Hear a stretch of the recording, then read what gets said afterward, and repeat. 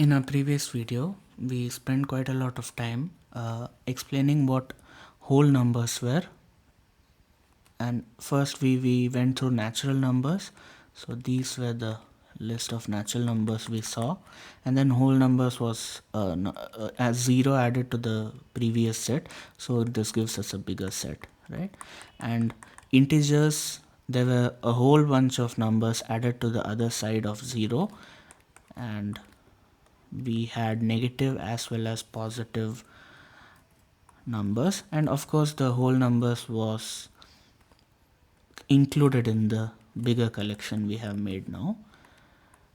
And finally we posed a question. So this is the set of integers finally, and we posed a question about pizzas and finally translated into an equation which we weren't able to solve using this set of numbers. So 2x equal to 3, or I think I wrote down 3x equal to 2 last time. So 3x equal to 2 was an equation we saw which did not have an answer in the set of integers we created, because x for no integer, so this can be solved, right? 2x equal to 4 means x is equal to 2. 2 times what integer is 4, so 2 will be the answer. But similarly, this equation cannot be solved.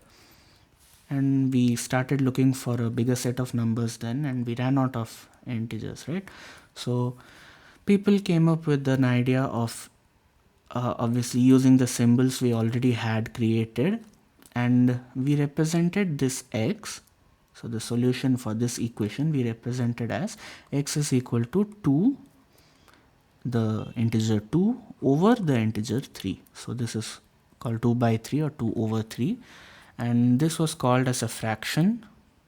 And the set of all these such numbers created, so something over something, the set of all these numbers created were called rational numbers.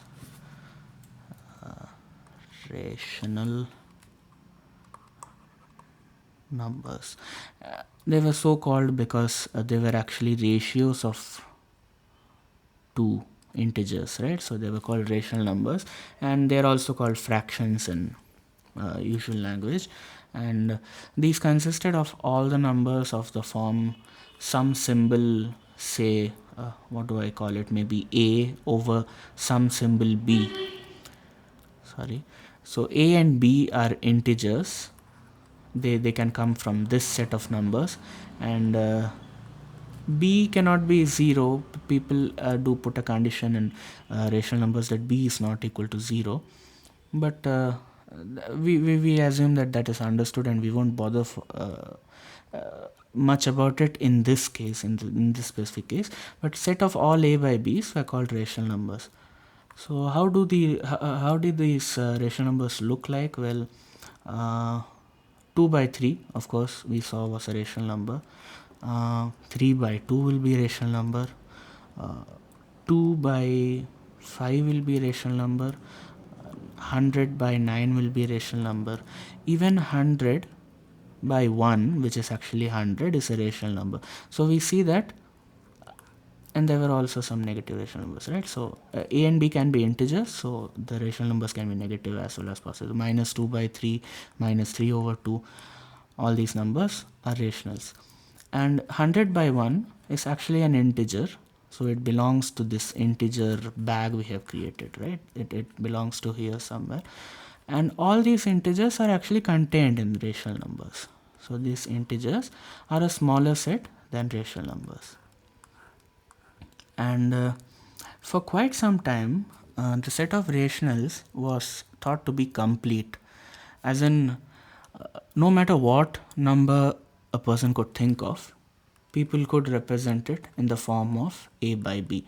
So you give me anything, measurement of anything, temperature of anything, or height of someone, you could just represent it as, so if a person has a guy has $5, say, and he has to split it among two people, so he'll give $2 to one of the first guy, there's two to second guy, and a buck he has left, he divide it into two parts. So, and two parts and half part of each will be given to each of the person. So again, this is a rational number 2 and 1 by 2. 2, the integer 2 added together with other 1 by 2 of the money. So this is again a rational number. So this set was thought to be complete till a problem arose. People realized that, there was a very famous philosopher and mathematician called Pythagoras, and he posed this question. It's a very interesting one actually.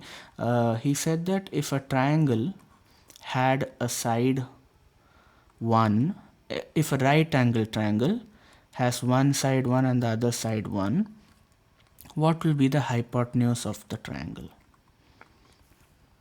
So obviously Pythagoras came up with the Pythagoras theorem, and you should already, I think, would have guessed that it's a Pythagoras theorem problem. So I encourage you to solve this, and whether you can find an answer in this rational number set. So that's what we are interested in. What will be the diagonal?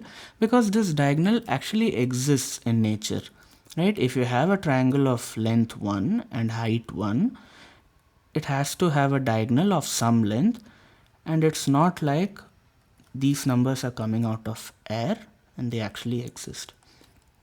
So with this I'll stop, and I'll meet you in the next video, and we might talk about a more interesting number system further.